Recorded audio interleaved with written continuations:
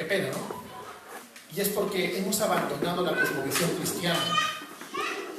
Porque yo entiendo que alguna denominación que no tenga esto claro lo abandone. Pero las iglesias históricas, al abandonar su cosmovisión cristiana, por el legalismo, por el tradicionalismo, han dejado que la cosmovisión anticristiana avance. El anticristo avanza. Y eso es terrible. Antes de orar vamos a leer 2 textos de la palabra del Señor. Acompáñame a sus Biblias a Génesis capítulo 1, verso 28.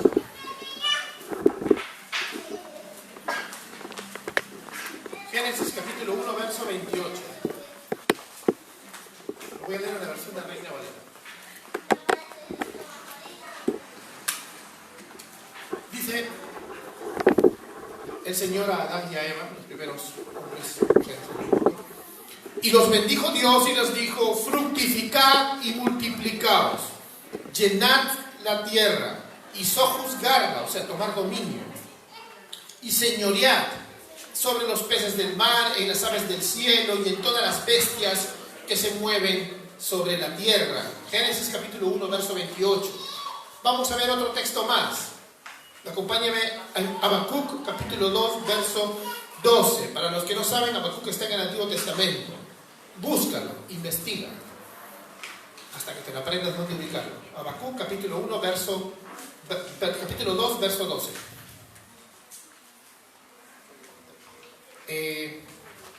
Las naciones tienen una cosmovisión anticristiana y las naciones se van a esforzar por hacer crecer su ciudad, pero de repente el Señor puede permitir que crezcan hasta cierto límite, pero va a ser en vano su esfuerzo.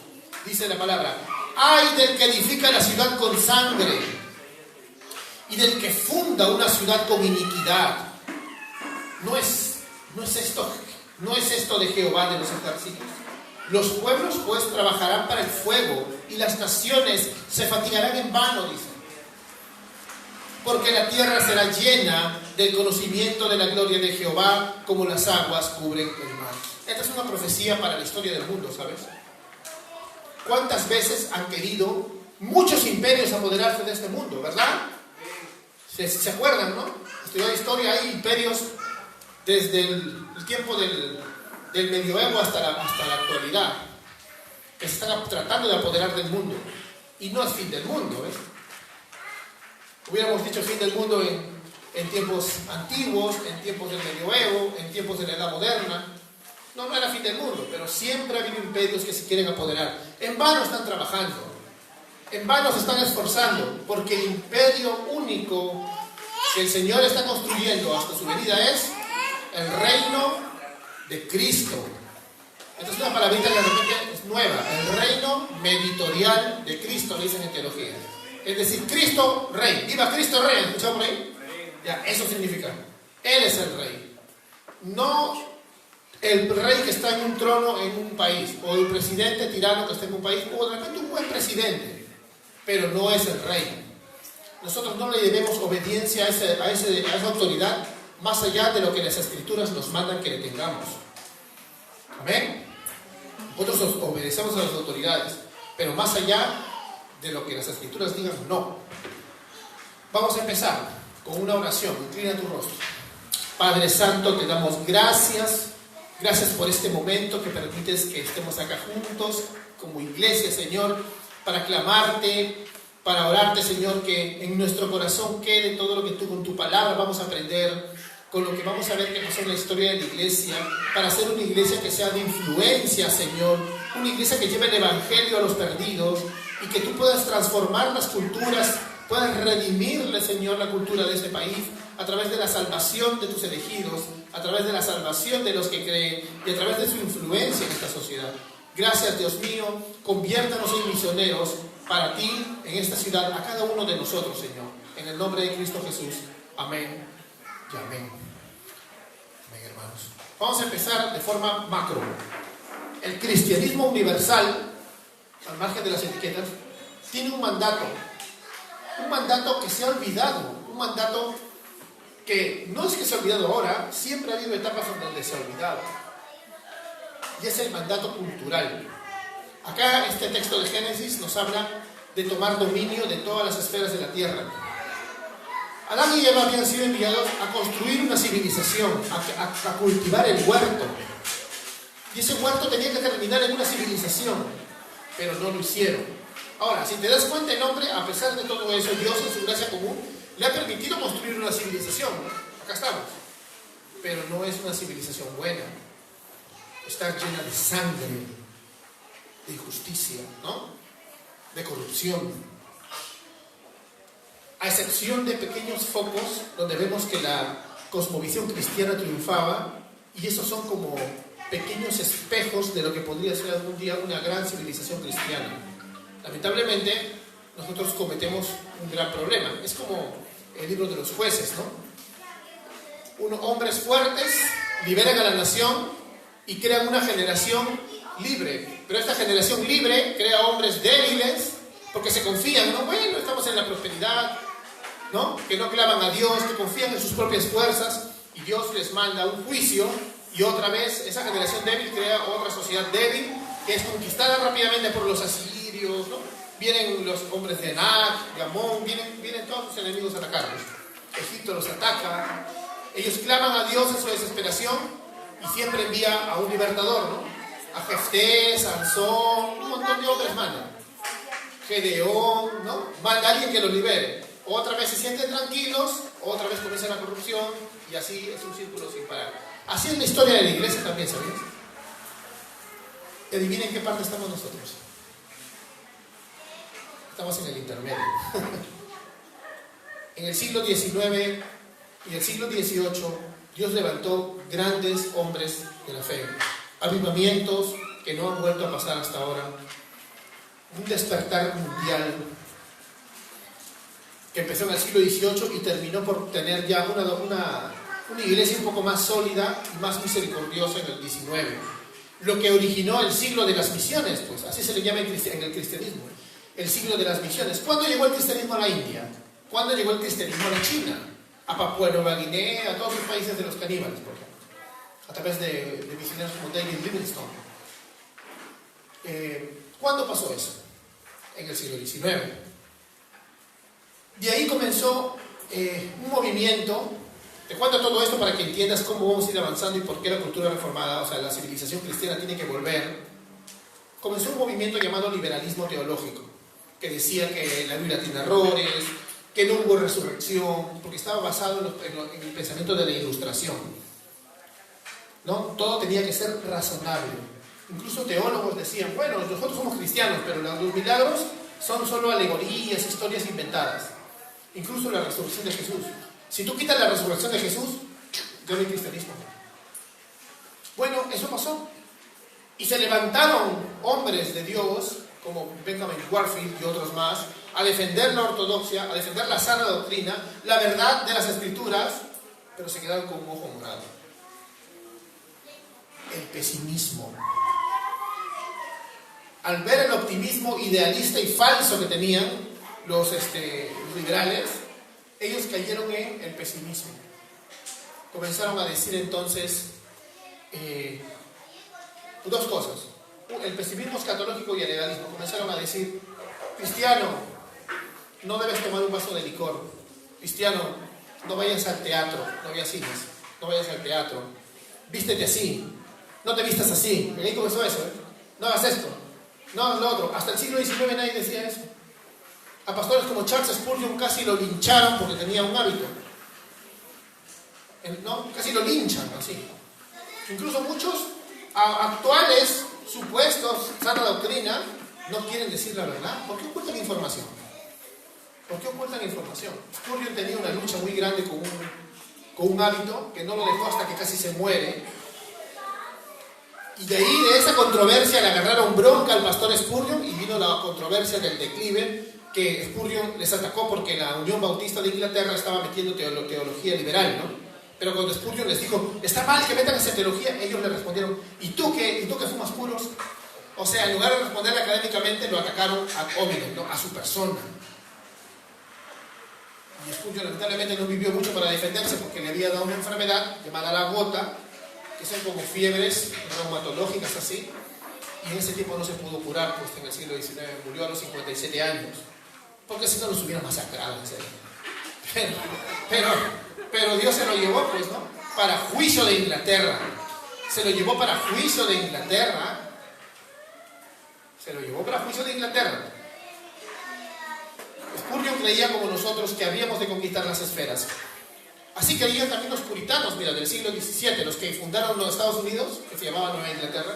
Ellos tenían la idea de que la iglesia tenía que ser un castillo, una ciudadela construida en un monte alto. Esa era su idea, una ciudadela construida en un monte alto donde todo el mundo iba a venir a verla. Como Isaías capítulo 2 dice que en los tiempos postreros la iglesia va a ser el lugar más hermoso, donde todas las naciones convergirían para adorar. Todas las naciones van a venir a la iglesia a adorar. Todos vendrían a ser felices a Sion, dice. ¿Y qué es Sion si no es la iglesia? El pueblo de Dios, el cuerpo de Cristo. ¿Amén? Pero ¿cómo lo vamos a lograr? A través del mandato cultural.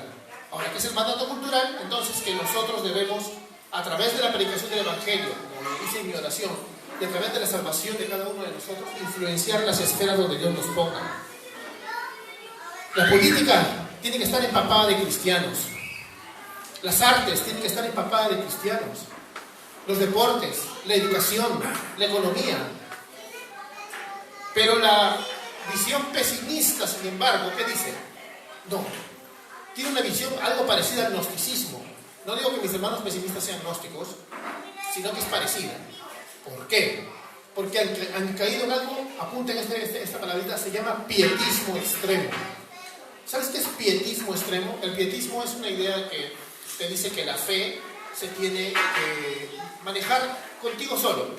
Guarda tu fe para ti mismo, ¿no? Tu fe es para ti. Como ahora dicen, ¿no? No hables de Dios acá, el Estado es secular, la fe de cada uno. Ya, ese es el pietismo. Pero ¿quién provocó que el Estado diga que nosotros guardemos nuestra fe? Nosotros mismos. Y el pietismo extremo cree que todo lo que es espiritual es bueno. Sin embargo, que todo lo que está afuera, el Estado, la cultura, las artes, que todo es malo, todo es del diablo, que son por ahí que no quieren participar en nada. Y eso lo único que ha hecho es hacer retroceder a la iglesia hasta lo sumo. No nos queda casi nada del siglo de las misiones. El siglo XX entró entonces con todas esas ideas. ¿Y qué terminó de rematarlo? Satanás estaba que bailaba. 2 guerras mundiales. 2 guerras mundiales que casi destruyen nuestro planeta. Una peste que fue 10 veces más grande que el COVID, que se llama la gripe española. El mundo quedó diezmado. Para 1947, 48, que terminó la Segunda Guerra Mundial, a ver quién queda vivo, salía la gente. Ya entonces decían, una más y viene Cristo. Ya comenzaron, se viene el mundo. En ese momento, una doctrina que ya existía antes, y ya existía, no sé, algunos de ustedes de repente alguna vez han escuchado o han creído en esto, que respetamos a los hermanos que creen en esto porque no niegan la verdad que Cristo vuelve. Se llama el rapto secreto pretribulacional, ¿se acuerdan? Esa doctrina de que viene Cristo y nos rapta a la iglesia y tu ropa queda planchada en el piso. Así creían. Sí, yo también creía eso. Bueno, esa doctrina, que no era nueva porque había sido inventada en 1830, sino que no la tenían la mayoría, se hizo viral así. Porque ponte en el lugar de una persona de 1955, pues con un mundo destruido, en construcción, no, ya una guerrita más y ya de acá desaparecemos, ¿no? Pronto viene Cristo. Comenzaron los evangelistas, que a veces los respetamos mucho, pero comenzaron con ¡y viene Cristo pronto! Y no, ¡y viene el Señor! Sí, pero no quiero. Entonces, ese tipo de cosas comenzaron a aparecer, ¿no? ¡Pum, pum, pum, pum, pum, pum! Y esos hombres buenos, porque lo hacían con buena intención, ¿no?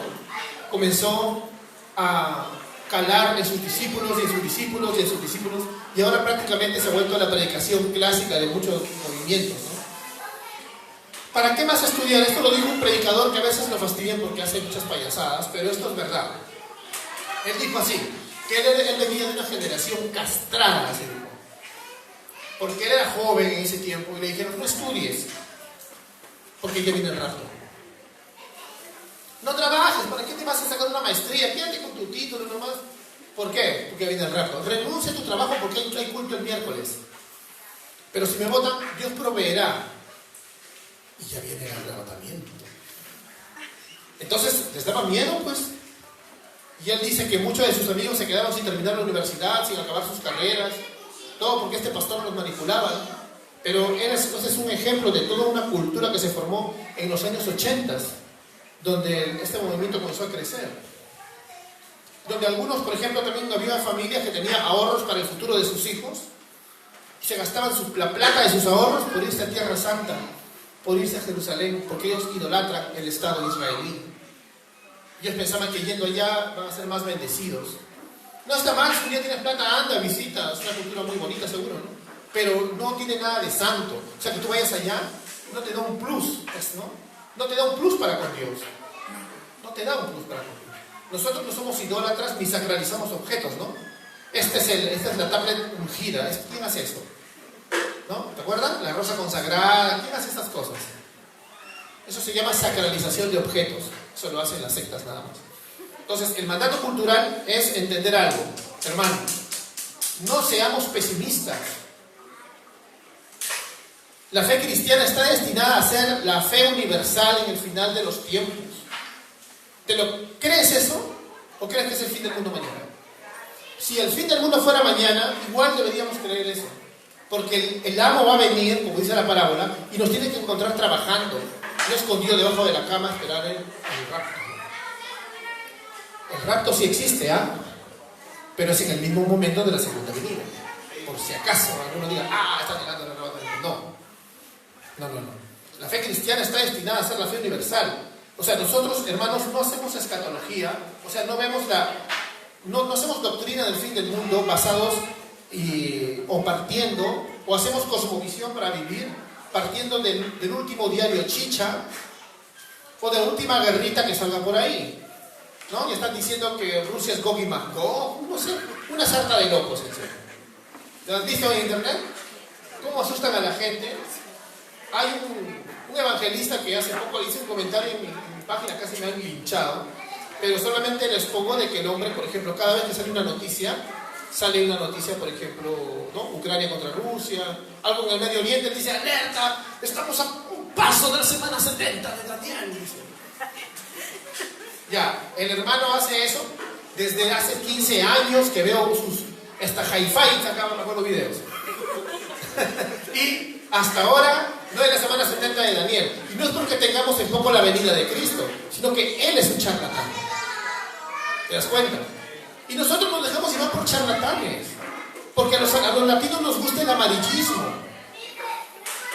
Seguro que tú eres mundano, te comprabas el chino, el popular, tú seguro. Y ahora has cambiado, y ahora ves videos de gente que habla esas cosas. Populismo, que te mueve, ¿no? Porque es divertido, ¿no? Hasta esas películas de Left Behind, dejados atrás, donde la gente desaparece y queda la ropa, son bacanas, me gustan. Pero hay que verlo como ciencia ficción, pues no es bíblico. Como decía un pastor, lo único bíblico que tienen esas películas es que no son bíblicas. Ahora la pregunta es, si estamos mandados, si estamos enviados, si Dios manda a que conquistemos las esferas de la tierra a través de la predicación del Evangelio, y cada uno ser influencia en el área en que estés, estás en la política, estás en la educación, estás en las artes, Dios puede usar todo esto con una cosmovisión cristiana. Entonces, ¿qué debemos hacer? ¿Debemos acaso apartarnos de la cultura de las naciones para alcanzar con el Evangelio? ¿O debemos mezclarnos también en otro extremo? Los liberales teológicos dicen, hay que mezclarnos, dicen. Mira, una cosa es que nosotros seamos relevantes y otra cosa es mezclar, sincretismo. El Evangelio no lo podemos diluir mezclándolo con nada, hermanos. Los liberales teológicos han llegado a grados muy terribles. Son liberales que dicen que Dios es amor y que Dios ama lo que incluso la Biblia dice que es pecado, ¿no? Esa es una parte, digamos, de la teología liberal progre, que lo que Dios dice en la Biblia que es pecado, Dios lo ama, dice. ¿O sea, se contradice la Biblia? No. Y también han creado otra rama que es más latina, más sudamericana, que se llama la teología de la liberación, que te dice que, por ejemplo, cada pueblo, cada nación, o cada etnia dentro de tu nación, por ejemplo, acá nosotros podemos tener una etnia en la sierra del Perú, una etnia en la selva, como los acharingas, ¿no? Puede haber una etnia en el Chaco boliviano, puede haber una etnia en el Chaco paraguayo, Y ya esas 4 tribus tienen derecho a hacer su propia interpretación de la ley de Dios y del panorama de la redención. O sea, cada uno se inventa su salvación ya. Es como si nos regalaran un Dios a cada uno. Eso es relativismo. Y ellos dicen, es que nosotros no tenemos por qué estar haciendo teología de blancos europeos del siglo XVII, dicen así. O sea, es puro resentimiento, sus argumentos no tienen sentido. Esos argumentos no tienen sentido. La Biblia tiene un contexto histórico, gramatical, normal, llano y teológico. Y si vamos a hacer doctrina, es extraer, exégesis, ¿qué significa? Extraer de la Biblia lo que dice. Amén. El Señor escribió la Biblia, la inspiró, y fue un mensaje para unos receptores originales que le entendieron A. Y enseñaron A los demás. Y durante 2000 años se ha creído A en doctrina fundamental. Y ahora viene un supuesto teólogo con 2 doctorados, ¿eh? No te estoy hablando de un loquino que aparece, a decirte que es B. O sea, durante 2000 años el Señor ha inspirado su palabra y ha guiado por el Espíritu Santo a maestros a la que la interpretación A sea la interpretación histórica, y ahora viene un supuesto doctor a decirte B. Un doctor con dudoso academicismo, porque, bueno, al menos yo que he estudiado, ve sus argumentos y da vergüenza. Ni siquiera un seminarista de primer ciclo caería en tales desvaríos, porque su teología es emocional, tiene unos lentes hermenéuticos falsos. O sea, cuando tú quieres torcer algo, lees y ves lo que tú quieres ver. Lamentablemente estos falsos maestros con doctorados hacen eso. Entonces vamos al punto 1, hay que ver qué es la cultura. Ya hay que ver qué es la cultura para ver qué cultura vamos a conquistar. Y este término ha significado muchas cosas para mucha gente, ¿no? Pero los cristianos históricamente hemos entendido que la cultura es como la actividad del hombre, el portador de la imagen de Dios, nosotros, la actividad del hombre, en relación unos con otros. Y así la cultura se va creando. Nosotros nos relacionamos como familias, como amigos, como vecinos, y se crea una polis. ¿Qué es una polis? Un polo, dice Jason. No, una ciudad. Una ciudad. Por eso viene la palabra política. ¡Ay, no, pastor, no de política, porque los cristianos no hablamos de política! Mentira. Primero, por esa aseveración, tú cuando te vas a votar no sabes ni lo que haces. Ni siquiera entiendes cuáles son los sistemas filosóficos, económicos y políticos que están detrás de los partidos que votas. ¿O sí? No voy a hablar hoy día de sistemas, pero te lo dejo ahí para que te des cuenta. Cuando tú dices los cristianos no hablamos de política, estás diciendo no hablamos de cosmovisión cristiana. ¿Amén? Si tú tuvieras cosmovisión cristiana, podrías determinar una línea para hacer un filtro con quién estoy hablando. ¿Qué clase de político soy? Pues aquí es bien difícil eso porque no nos enseñan, la verdad. Bueno, ese polis, esa ciudad, esa sociedad, tiene que estar sojuzgada, tiene que ser conquistada con la espada. No soy musulmán, con la espada que sale de la boca de Dios. Amén. Y es la Biblia, como el Evangelio, a través, te repito, de la redención de los creyentes. Todas las áreas deben ser conquistadas por nosotros. Entonces la cultura, hermanos, no es un asunto que los cristianos debamos decir, no, yo no hablo de esas cosas, no. No es un asunto periférico, la cultura no es un asunto periférico, está asociada a todos los aspectos de nuestra vida. Por ejemplo, si tú tienes tu vecino y tu vecino te para chancando con la pared con algo, tienes que tener una conversación con él, hay una interrelación social, ¿no? Tus amigos de la universidad, o si eres adolescente, incluso te pones a hablar de temas de adolescente, interacciones sociales, eres un agente político. Y luego ya hay una especie más amplia de ver la política, que es las decisiones que tomamos todos juntos como sociedad para escoger a nuestros mandatarios del Estado, que dentro de la soberanía de Dios era puesto, ¿no? Pero te los va a poner ¿cómo? Los va a poner a través de nosotros, ¿has visto? Así que cuando pone un mal gobernante, no dicen Dios pone y quita reyes, ya pues puso uno malo porque lo puso como juicio a nuestra ignorancia y nos dio lo que nos merecemos. Ah, ¿vas a votar? Vota nomás, hijo, vota. Toma lo que tienes, ¿no? Está. Dios pone, sí. Cuando la Biblia dice que Dios pone y quita reyes, y que Dios pone las autoridades, no quiere decir que son sus hijos y que son benditos. Los tiranos llegan, como en 1 Samuel, ¿se acuerdan? 8, cuando el pueblo vivía una teocracia, o sea, en ese tiempo Israel se manejaba a través de la ley de Dios, a través de un parlamento nada más, no había rey. Y ellos dijeron, queremos un rey como las naciones, ¿no? Porque mire, Egipto tiene su faraón con su grandeza, ¿no? Nosotros queremos un rey. Entonces la gente fue a pitearle a Samuel. ¡Oh, Samuel! Hicieron una marcha así tipo contra Merino. ¡Oh, Samuel! Y Samuel dijo, bueno, digamos que era el primer ministro nada más, ¿no? O sea, que el que organizaba nada más, no era el rey. Y Samuel dijo, Dios, me quieren votar. Bueno, a ti no te están desechando, me están desechando a mí, dijo. Porque hasta ese momento Israel se manejaba solo con la ley de Dios. Los demás eran administradores, nadie robaba. Todo el capital que tú creabas se quedaba en tu bolsillo, no te robaban con tantos impuestos, había 3 impuestos, no. Era una nación próspera. Y Dios les advierte y les dice, ya, quieren un rey, ya, pero mira, su rey les va a quitar esto, les va a robar en impuestos, les va a quitar sus hijos, les va a quitar su tierra, o sea, expropiarse en esa hora, ¿no? Ya se imaginarán a qué sistema se parece. Les va a quitar esto, les va a quitar esto, les va a quitar lo otro. ¿Y qué pasó? Ellos le quitaron la corona a Dios para ponérsela a un hombre falible que los tuvo como tirano durante siglos. Nunca más volvió la corona hasta que vino Cristo. Se la puso a él. Amén. Las sociedades deben ser entonces sometidas al Hijo. El Salmo 2 dice, sométanse al Hijo antes que se enoje. Nuestra misión debe ser, en la política, conquistar las esferas hasta que podamos influir en las leyes de nuestro país. No que pongan Deuteronomio en la Constitución, pero sí nuestros valores. Y traer libertad. Amén. Libertad. Hay gente incluso no va a compartir nuestros valores, eres libre de hacerlo. Pero no me vas a poder denunciar si yo digo que tú estás mal, y tú a mí tampoco si yo digo que estás mal. Somos libres. Es la verdadera libertad.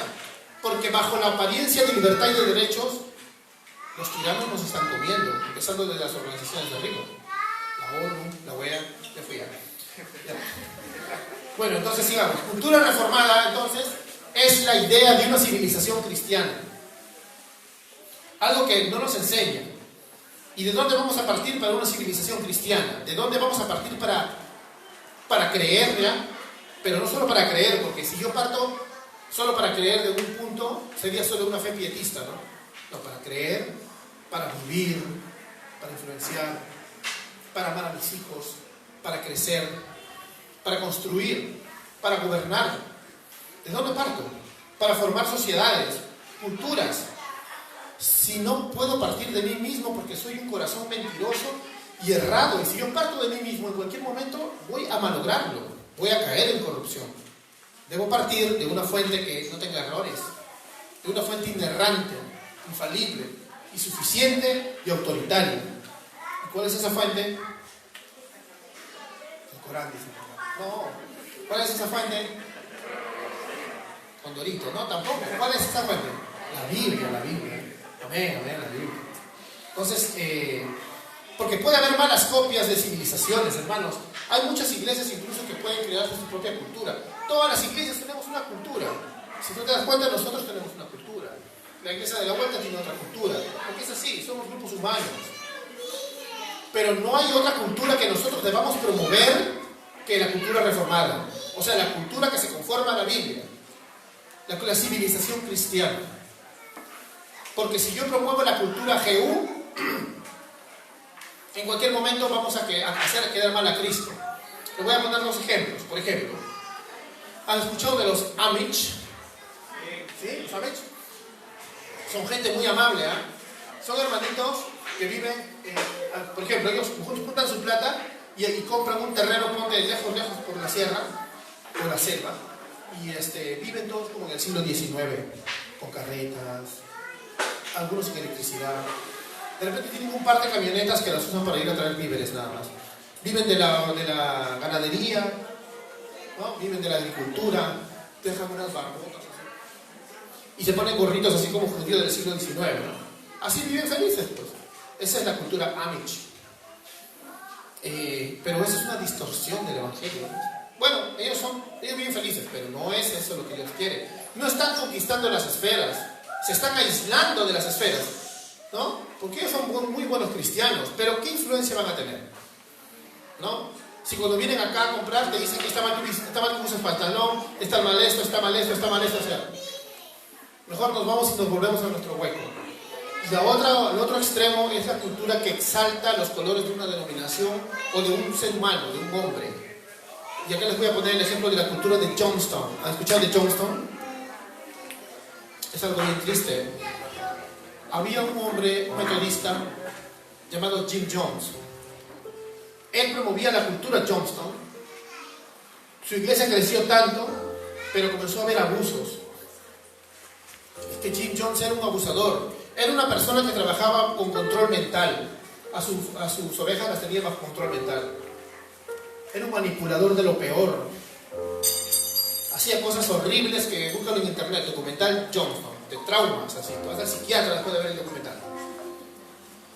¿Y sabes qué hizo este miserable? Disculpen la palabra, pero Dios sabe que de repente el Señor tendría una palabra más fuerte para él como abominación, ¿no sé? ¿Qué hizo Jim Jones? Ellos decían, cultura Johnstown. Todos le hacían caso como corderitos, mataban por su pastor. Les dijo, la policía me está fastidiando, porque parecía que estaba lavando dinero y los chicos no sabían. Eran jóvenes familias, casi todos. Terminaron vendiendo todas sus posesiones, como dice el libro de los Hechos, era como era, y compraron unos terrenos en la frontera de Guyana, que es un país que está cerca de Venezuela, ahí cerca de Venezuela, ahí, entre Guyana y Venezuela. Y se fueron a vivir con él 900 personas y formaron Johnstown, un pueblo que al principio parecía que estaba bien, pero luego lamentablemente comenzaron a haber hasta asesinatos, abusos. Fue un diputado del gobierno norteamericano con un grupo de periodistas a ver qué pasa, ¿no? ¿Qué está pasando? Y algunas personas como que tenían miedo de decir me quiero ir. Para ellos salir de la secta era traumatizante. Es bien difícil. Pero al final lograron salir y este demente les manda a disparar. Pero no murieron todos. Pero cometieron un error grave. Murió el diputado de los Estados Unidos. Tú sabes que los Estados Unidos no se va a quedar así, ¿no? El gobierno de Venezuela les permitió, ese tipo era democrático, les permitió entrar por la parte de su frontera a Johnstown. Pero cuando llegaron se encontraron con una cosa macabra, horrible. Ya no estaba nadie. Jim Jones había mandado a que en el nombre de Dios nunca el gobierno opresor, todo ese lenguaje comunista que usaban, los va a tocar, y se mataron los 900 creyendo que son mártires. Mataron a sus hijitos, a los bebitos, les dieron veneno, todos se mataron, hasta Jones. Eso es por promover su propia cultura, ¿ves? Los Amish no han terminado así, y estos sí terminaron así, pero ambos son malas copias de una verdadera civilización cristiana, ¿ves? Nosotros no podemos promover eso. Debemos unirnos a las demás iglesias locales, que de seguro tienen una cosmovisión diferente interna, ¿no? Pero promover la única y verdadera cosmovisión cristiana, la civilización cristiana, hermanos. ¿Y de qué forma? Para terminar, partiendo de las Escrituras, hermanos. Nunca pienses, creas, hagas, sientas, si no estás empapado de la Biblia. Porque si no, todos nos vamos a equivocar, ¿o no? Todos los días creo que nos equivocamos. La verdad, esto de construir nuestra sociedad encima de las Escrituras se llama presuposicionalismo, o sea, presupones. ¿Cómo presupongo? Esta es la Biblia y acá comienza a construir un edificio. Haga familia, Estado, salud, ¿no? Educación, así, en la Biblia. No significa que no estamos a favor de la separación iglesia-Estado, ¿eh? No estamos diciendo que el rey tiene que ser un cristiano que obligue a todos a ser cristianos. No, va a haber libertad, pero nosotros debemos traer los valores cristianos ahí. La cosmovisión cristiana, ¿entiendes? Ser de influencia, ser agentes de cambio, no aislarnos. Las artes no son del diablo. Dios es el primer artista, ¿no? La economía no es del diablo.